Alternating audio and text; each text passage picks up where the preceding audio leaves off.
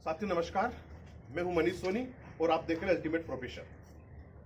आज teachers day है 5 सितंबर और आज के ठीक 7 दिन बाद में यानी कि 12 सितंबर को नीट 2021 का एग्जाम होने वाला है, जो कि नीट यूजी के लिए एग्जाम है। आज इस टीचर्स डे के दिन मुझे बहुत सारे बच्चों के मैसेजेस आए, वीडियो कॉल्स आए, कॉल्स आए। बच्चों ने मुझे बहुत शुभकामनाएं दी टीचर्स डे के दिन। तो मैंने भी बच्चों को बहुत सारा प्यार दिया, बहुत सारा उनके लाइफ में सक्सेसफुल होने के लिए शुभकामनाएं दी। और आज ही के दिन ये वीडियो मेरे को शूट करने का अवसर भी मिला। इस वीडियो के माध्यम से मैं नीट के जितने भी एस्पिरेंट्स हैं उनके लिए 2 संदेश मैं देना चाहता हूं। जो फर्स्ट संदेश है मेरा वो ये कि बचे हुए 7 दिन में आपको अपनी स्ट्रेटजी किस तरीके से रखनी है, अपने माइंड सेट को किस तरीके से बना के रखना है, क्या क्या बातों का आपको ख्याल रखना चाहिए, जिससे कि नीट के फाइनल एग्जाम के दिन आपका बहुत अच्छा स्कोर हो सके। तो साथियों मैं स्टार्ट करने जा रहा हूं। सबसे पहले अगर बात करें, देखिए एग्जाम अगर पैटर्न की बात करें तो इस साल नीट ने या एनटीए ने जो एग्जाम करवा रहे हैं एनटीए, तो उन्होंने एग्जाम का पैटर्न थोड़ा सा चेंज किया है।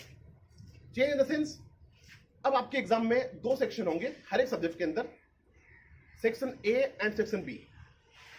सेक्शन ए के अंदर आपके 35 क्वेश्चंस आने वाले हैं और सेक्शन बी के अंदर आपके 15 क्वेश्चन आने वाले हैं। सेक्शन ए के 35 क्वेश्चंस में से आपको पूरे के पूरे क्वेश्चंस को अटेम्प्ट करना है और सेक्शन बी के 15 क्वेश्चन में से आपको केवल और केवल 10 क्वेश्चन को ही अटेम्प्ट करना है। तो मेरा जो इसको ध्यान में रखते हुए जो मेरा जो फीलिंग है वो गट्स फीलिंग ये कह रही है कि सेक्शन बी के जो क्वेश्चंस होने वाले हैं वो सेक्शन ए के क्वेश्चन से रिलेटिवली हो सकता है थोड़ा टफ क्वालिटी के पूछ ले, हो सकता है प्रॉब्लम थोड़ी लेंथी पूछ ले, या जो इंफॉर्मेशन वाली बातें हैं वो कुछ इस तरीके से उलझा के आपसे पूछे कि आपको थोड़ा सा समय उसमें देना पड़े। बिकॉज अगर सेम क्वालिटी के या सेम क्वालिटी के अगर क्वेश्चन अगर पूछेंगे तब तो सेक्शन ए और बी 2 अलग अलग बनाने का कोई मतलब ही नहीं रह गया। तो ये मेरा मानना है। अब इन बचे हुए 6 दिन में आपको क्या स्ट्रेटेजी फॉलो करनी चाहिए, उसके लिए मैं आपको छोटी छोटी बातें बताना चाहता हूं। देखिए सबसे पहले जो बात है वो ये है कि एनसीईआरटी नीट के एग्जाम का पूरा बेसिस है। तो अगर आपने 1000 बार भी अगर एनसीईआरटी को पढ़ लिया है तो मेरा पर्सनल ओपिनियन ये है कि आपको कम से कम 1 बार या 2 बार अभी भी पूरी एनसीईआरटी को और पढ़ लेना चाहिए। ध्यान दीजिए, एक भी पॉइंट ऐसा नहीं होना चाहिए, एक सिंगल पॉइंट भी ऐसा नहीं होना चाहिए जिस पॉइंट को आपने पढ़ा नहीं है। बिकॉज अक्सर मैं बच्चों से बोलता हूं कि जिस पॉइंट को आप नहीं पढ़ के जाओगे उससे सबसे पहला वाला क्वेश्चन आपको एग्जाम में देखने को मिलेगा। और ये सच्चाई है। अगर आप पुराने पेपर्स को उठा के देखो, पिछले 10 साल के जो नीट के पेपर या उससे पहले एआईपीएमटी के पेपर्स को भी देखें, तो इस बार क्वेश्चन बनाने का जो मेथड फॉलो कर रहे हैं वो लोग, वो ये कर रहे हैं कि हर एक टॉपिक से कोई ना कोई क्वेश्चन आपसे जरूर पूछते हैं। इसका मतलब कोई भी टॉपिक आपको अनटच्ड कंडीशन में नहीं रखना है, हर एक टॉपिक को आपको बढ़िया से पढ़ते हुए चलना है। अब अगर बात करें कि एनसीईआरटी को किस तरीके से आपको पढ़ना चाहिए, देखिए बेटा अगर बात करूं मैं फिजिक्स की, तो फिजिक्स का जो रिवीजन है बचा हुआ 6 या 7 दिन के अंदर आपको किस तरीके से करना चाहिए। एनसीईआरटी के अंदर बेस जितने भी फॉर्मूले हैं वो हर एक फॉर्मूला आपको याद होना चाहिए, जिसके बेसिस पे आप प्रॉब्लम सोल्व कर सकते हैं। देखिए कभी कभी क्या होता है, जैसे आपने पिछले 4 महीने या 5 महीने से केवल और केवल ऑनलाइन पढ़ाई करी है। अगर आपने प्रैक्टिस के लिए पेपर्स भी दिए हैं तो वो भी ऑनलाइन दिए, मॉक टेस्ट जो आपने दिए वो भी ऑनलाइन दिए, तो पूरी तरीके से सिस्टम ऑनलाइन के ऊपर था। बट इस बात को भूलना नहीं है कि नीट का जो एग्जाम होने वाला है वो ऑफलाइन होने वाला है। जिसका सीधा सा मतलब क्या निकलता है, सीधा सा मतलब ये निकलता है कि आपको अपने माइंड सेट थोड़ा सा चेंज भी करना पड़ेगा। तो हर वो फॉर्मूला, हर वो कॉन्सेप्ट जो आपको लगता है कि आप उस टाइम के लिए पढ़ते हैं और उसके बाद आप भूल जाते हैं, उस हर एक चीज को अब आपको अपने माइंड के अंदर पूरी तरीके से अपनी मेमोरी के अंदर फिट कर लेना है। और एग्जाम जब आप एग्जाम हॉल से बाहर निकलते हैं उस टाइम तक एटलीस्ट वो चीज आपको भूलनी नहीं है। हाँ, उसके अगर बाद में भूल जाए तो अलग कंडीशन है, उसके अगर बाद भूल जाए तो कोई इसमें बुराई वाली बात भी नहीं है, क्योंकि नीट का एक ही एग्जाम आपको देना है। उससे पहले अगर आज के 2 साल पहले की बात करें तो नीट एआईपीएमटी जो था वो एक था, एम्स का एग्जाम एक था और जिपमर का एग्जाम एक था। अब तो पूरा का पूरा जो है नीट के बेसिस पे कर दिया गया। तो हर वो छोटी सी छोटी लाइन, हर वो फॉर्मूला, हर वो कैलकुलेशन करने का मेथड, हर वो शॉर्टकट टेक्निक जो कि आपने साल भर पढ़ी है, उसको दोबारा रिवाइज करते हुए अपनी मेमोरी के अंदर फिट कर लेना है। ये तो बात होगी छोटी सी फिजिक्स के बारे में। अब मैं अगर बात करना चाहता हूं बेटा केमिस्ट्री के बारे में, क्योंकि मैं खुद एक केमिस्ट्री का टीचर हूं। तो सबसे पहले अगर बात करें फिजिकल केमिस्ट्री की, देखिए लास्ट ईयर का जो आपको जो बताऊं मैं, फिजिकल केमिस्ट्री के 15 क्वेश्चन थे एग्जाम में, ऑर्गेनिक केमिस्ट्री के 15 क्वेश्चन थे और इनऑर्गेनिक केमिस्ट्री के भी 15 क्वेश्चन थे, यानी बिल्कुल इक्वल पोर्शन पूछा गया था। अब क्वेश्चन इस साल जो एग्जाम में आने वो 50 क्वेश्चन आने, बट अटेम्प्ट तो आपको उनमें से केवल 45 को ही करना है, ठीक है। तो अगर मैं 50 क्वेश्चन मान के चलते हूं तो आप ये मान सकते हो कि किसी एक पोर्शन से 16 पूछ लिया, दूसरे से 16 पूछ लिया और बाकी 17 या 18 जो है वो दूसरे वाले पोर्शन से पूछ लिया, थर्ड पोर्शन से। तो लगभग इक्वल सा पैटर्न ये इस साल भी होने वाला है, ये 101% ऑलमोस्ट श्योर है। अब रिवीजन स्ट्रेटेजी आपकी क्या होनी चाहिए? अगर आप फिजिकल केमिस्ट्री की बात करते हैं तो फिजिकल केमिस्ट्री के जो जितने भी चैप्टर्स है क्लास 11th के भी और क्लास 12th के भी, एनसीईआरटी को बेसिस रखते हुए एनसीईआरटी की बातों को रिवाइज कीजिए बार बार। जो फॉर्मूले हैं उनको आपको याद करना है। जो भी इनऑर्गेनिक की इंफॉर्मेशन है जो फिजिकल केमिस्ट्री में आपको डायरेक्टली यूज करनी पड़ती है, उसको भी आपको भूलना नहीं है, उसको भी आपको बार बार पढ़ते हुए याद कर लेना है। ये छोटी सी बात हुई फिजिकल केमिस्ट्री के बारे में। तो सीधा सा कंक्लूजन क्या है? कोई भी चीज छोड़नी नहीं है, बार बार रिवाइज करें और हर वो फॉर्मूला जो आपको लगता है आप भूल जाते हैं, अक्सर 2 बार पढ़ लिया फिर भूल गए, 3 बार पढ़ लिया फिर भूल गए, अब फाइनल टच देते टाइम पे उस पर्टिकुलर कॉन्सेप्ट को, उस पर्टिकुलर फॉर्मूले को आपको भूलना नहीं है। अगर हम बात करें ऑर्गेनिक केमिस्ट्री से रिलेटेड, तो नोमेनक्लेचर वाला section, isomerism, general organic chemistry जो कि इलेक्ट्रॉनिक इफेक्ट्स है, उनको आपको बार बार पढ़ना है, बिकॉज उन्हीं के ऊपर बेस्ड पूरी की पूरी ऑर्गेनिक केमिस्ट्री के क्वेश्चंस होते हैं। और रिएक्शन मैकेनिज्म्स के अंदर भी जो तमाम चैप्टर्स की रिएक्शंस है उनके अंदर भी जो बेसिक कॉन्सेप्ट यूज होने वाले हैं वो इसी पर्टिकुलर जनरल ऑर्गेनिक केमिस्ट्री की यूज होने वाले हैं। तो उस सेक्शन को सबसे ज्यादा इंपॉर्टेंट मानते हुए, सबसे ज्यादा इंपॉर्टेंस देते हुए आपको बार बार रिवाइज करना है। उसके बाद जो आपकी रिएक्शंस हो जाएगी वो हो जाएगी हर एक चैप्टर में आगे बढ़ते हुए। फिर आपका biomolecule, polymer, chemistry in everyday life, वहां से भी बेटा हर साल एक क्वेश्चन जरूर पूछा जाता है। और क्वेश्चन जो होता है वो इतना इजी होता है कि अगर आपने एक बार भी एनसीईआरटी की बुक को पढ़ा हुआ है तो क्वेश्चन को देखते ही 10 या 20 सेकंड के अंदर आप उस क्वेश्चन के आंसर को सही कर सकते हैं। इसलिए किसी भी टॉपिक को अनटच नहीं रखना। अगर अभी भी आपने ऐसा लगता है कि आपने कुछ पोर्शन अभी तक एक बार भी नहीं पढ़ा है, तो मेरा पर्सनल सजेशन सब लोगों से यह है कि एटलीस्ट एक बार उस चीज को जरूर पढ़ लीजिए।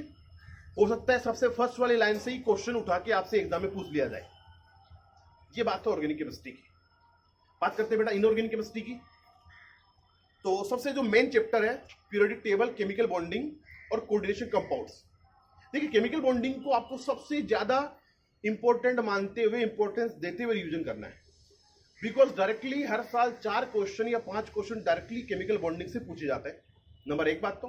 और दूसरी बात, जितने भी ब्लॉक केमिस्ट्री के ऊपर बेस्ड क्वेश्चंस है वो भी केमिकल बॉन्डिंग के कॉन्सेप्ट को यूज करते हुए आपसे पूछते हैं। तो बार बार केमिकल बॉन्डिंग को रिवाइज कीजिए। पीरियोडिक टेबल के जितने कॉन्सेप्ट हैं सबके सब कॉन्सेप्ट को एक साथ आप रिवाइज कीजिए। पूरी पीरियोडिक टेबल आपके दिमाग में फिट होनी चाहिए। कौन सा एलिमेंट कहां पर है, कौन से ग्रुप में है, कौन से पर्टिकुलर जो है आपका पीरियड है उसमें है, ब्लॉक है कहां पर, कौन सा है, सब चीजें आपको एक साथ माइंड में रखनी है, क्योंकि किसी भी टाइम इनका यूज करना पड़ सकता है। अब बात करें जो ब्लॉक केमिस्ट्री है, S block, P block, D block and F block. तो ब्लॉक केमिस्ट्री के साथ में अगर हाइड्रोजन चैप्टर की भी बात करूं, इनकी रिएक्शंस जो भी है उनको जो आपने अपने नोट्स के अंदर जमा करके रखा हुआ है, सुबह सुबह उठिए, सुबह सुबह बार बार उस चीज का रिवीजन आप कीजिए। फाइनल टच देना है अभी हमें। और कुछ दिनों की बात है, अगर उसके बाद आप भूल भी जाते हैं तो कोई बुराई वाली बात नहीं है, लेकिन फिलहाल उस चीज को हर दिन आप रिवीजन कीजिए ताकि वो रिएक्शंस आपके माइंड में सेट हो, क्वेश्चन आप सोल्व कर सके। बात करेंगे मेटलर्जी वाले चैप्टर की, तो वो पूरी तरीके से इंफॉर्मेटिव चैप्टर है, कॉन्सेप्चुअल भी है। तो जितने भी मेथड्स हैं, हर एक स्टेप के जो मेथड है उनको आपको बार बार रिवाइज करना है। डायरेक्टली क्वेश्चन वहां से 1 या 2 क्वेश्चन जरूर पूछा जा सकता है, और एक क्वेश्चन तो ऑलमोस्ट 100% आप मान के चलिए वहां से पूछा जाएगा। तो इनऑर्गेनिक में अगर मैं बात करूं तो 4 या 5 क्वेश्चन केमिकल बॉन्डिंग से, 2 क्वेश्चन पीरियोडिक टेबल से, 2 क्वेश्चन कोऑर्डिनेशन कंपाउंड से, और 1 question metallurgy, 1 question hydrogen, 1 question S block, 1 question P block, 1 question D and A block से। तो ये अराउंड 15 या 16 क्वेश्चन का सेट तैयार हो जाता है। अच्छा, ऑर्गेनिक केमिस्ट्री में आपको एक और बात का ध्यान रखना है, जितनी भी ऑर्गेनिक की रिएक्शंस है उनको आपको बार बार रिवाइज करना है, क्योंकि मैकेनिज्म्स अगर आपके माइंड में है तो उसके ऊपर बेस कुछ दूसरे क्वेश्चंस भी आपको एग्जाम में पूछे जा सकते हैं, ताकि आप वहां गलती नहीं करें। तो मैकेनिज्म को फॉलो कीजिए, मेथड पे जाइए, बार बार रिवाइज कीजिए।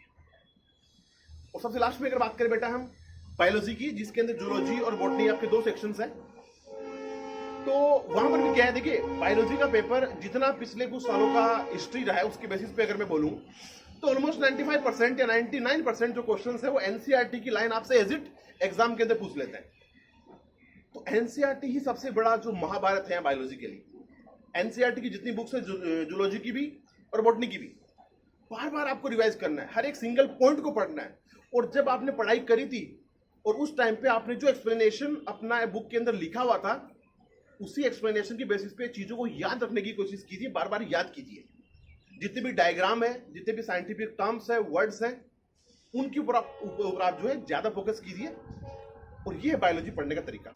तो बेटा ये तो ओवरऑल बात होगी सब्जेक्ट से रिलेटेड।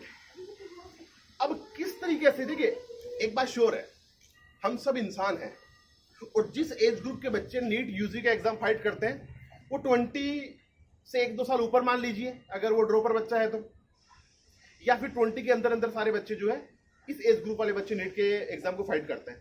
तो नर्वसनेस एक कॉमन सी चीज है, ठीक है, स्ट्रेस होना एक कॉमन सी चीज है जो अक्सर बच्चों को हो ही जाता है। अगर आपने साल भर पढ़ाई करी है, साल भर अच्छी मेहनत करी है, तब तो 101% श्योर है कि आपको नर्वसनेस हो ही जाएगी। अच्छा, नर्वसनेस किसको नहीं होती? जिनको मतलब ही नहीं है, बस वो फॉर्म भर देते हैं, एग्जाम में बैठ जाएंगे, सिलेक्शन होने या नहीं होने से जिनको कोई मतलब नहीं है, उन बच्चों को नर्वसनेस नहीं होगी। तो मेरे ख्याल से आप लोग उस कैटेगरी के अंदर नहीं है। आपने साल भर बहुत बढ़िया मेहनत करी है, आपके पेरेंट्स का पूरा आपको सपोर्ट रहा है, आपके टीचर्स आपके फुल सपोर्टिव रहे, तो उस चीज का अब जो एक फ्रूटफुल रिजल्ट निकालने का टाइम आ चुका है। तो ऐसे केस में आपको क्या करना चाहिए, छोटे छोटे 1-2 टिप्स मैं आपको देना चाहता हूं। सुबह आप जल्दी उठने की आदत आइए, सुबह उठिए, थोड़ा मेडिटेशन कीजिए, 10 मिनट या 15 मिनट या 20 मिनट आप मेडिटेशन कीजिए, योग प्राणायाम कीजिए, उससे आपका मेंटल स्ट्रेंथ बहुत अच्छा होगा और नर्वसनेस जैसी जो समस्या आपकी लाइफ के अंदर नहीं आएगी। पहली बात तो ये होगी। दूसरी एक और बात मैं बताना चाहता हूं बेटा, जो सबसे इंपॉर्टेंट बात है इन तमाम पॉइंट्स में, जो सबसे इंपॉर्टेंट पॉइंट है वो ये कि अक्सर बच्चे क्या करते हैं, लंच करने के बाद में उनकी सोने की एक आदत पड़ जाती है कि सपोज 12 बजे या 1 बजे 2 बजे के आसपास खाना खाया, लंच किया और फिर सो गए। बेटा अगर ये आदत आपकी है तो एग्जाम में फिर ये जो है नेगेटिव पॉइंट बन जाएगा। क्यों बन जाएगा? बिकॉज एग्जाम का जो टाइम होने वाला है वो 2 बजे से लेकर 5 बजे के बीच में होने वाला है, और उस टाइम पे आपने अपने माइंड सेट को किस तरीके से तैयार करके रखा हुआ है कि लंच करने के तुरंत बाद आपको नींद आ जाए। तो अब उस माइंड सेट को आप चेंज कीजिए। लंच करने के बाद में आप तुरंत क्या कीजिए, कोई एक प्रैक्टिस पेपर सोल्व कर लीजिए, ताकि उसी प्रैक्टिस पेपर की जो हैबिट आपने बना रखी है उसको आप एग्जाम में यूज कर सके। सीधा सा मतलब है नॉन स्टॉप 3 घंटे आपको एक जगह बैठना है। ना केवल बैठना है, बैठने के साथ साथ फिजिक्स, केमिस्ट्री, जूलॉजी, बॉटनी हर एक सब्जेक्ट के 45 क्वेश्चंस आपको अटेम्प्ट करने हैं, टोटल मिला के 180 क्वेश्चंस का आपको एग्जाम देना है। और यही हैबिट आपकी जो नेक्स्ट संडे आएगा उसी दिन भी रहेगी। तो ये बेसिक सी 2-3 बातें हैं। इसके अलावा खुश रहने की कोशिश कीजिए। अगर आपको थोड़ी सी भी नर्वसनेस लगती है तो आप अपने टीचर से बात कीजिए। खास उन लोगों से दूर रहिए जो लोग एक माइंड में नेगेटिविटी क्रिएट कर देते हैं, क्योंकि ये बात तो श्योर है संगत का असर पड़ता है, संगत का असर श्योर एंड श्योर पड़ता है। तो अच्छे लोगों की संगत में रहिए। अभी तो आप सब लोग अपने घर पे हैं तो बेस्ट है, तो घर से बाहर भी अगर आप जाते हैं थोड़े टाइम के लिए भी, तो उन लोगों के कांटेक्ट में आइए जो लोग या तो नीट के एग्जाम को फाइट कर चुके हैं, जो आपके सीनियर्स हैं, आपके बड़े भाई बहन हैं। इनके अलावा उन टीचर से बात कीजिए जो बहुत एक्सपीरियंस रखते हैं बच्चों को पढ़ाने का, बच्चों को डॉक्टर और इंजीनियर बनाने का, किस तरीके से एग्जाम फाइट किया जाता है, क्योंकि उन टीचर्स ने खुद भी एग्जाम फाइट करके रखा हुआ है और बहुत सारे बच्चों को भी उन्होंने इस काबिल बनाया है कि आज वो डॉक्टर और इंजीनियर बन चुके हैं। तो आप टीचर्स के कांटेक्ट में रहिए हमेशा। कोई भी समस्या हो आप उनसे पूछिए, सब्जेक्ट रिलेटेड क्यूरीज हो वो भी पूछिए, और कोई नॉर्मल बातें हो आपके लाइफ में जो इस पर्टिकुलर टाइम पे इंपॉर्टेंट है वो भी आप उनके साथ में शेयर कीजिए। तो ये सब बातों के लिए जो है ये आज मैंने वीडियो बनाया था। तो मैं उम्मीद करता हूँ आपको ये बातें अच्छी लगी होगी, और इसी बात को भी मैं उम्मीद करता हूँ कि इन बातों को आप फॉलो करेंगे। तो मिलते हैं बेटा एक और नए वीडियो के साथ में। तब तक के लिए जय हिंद, जय भारत।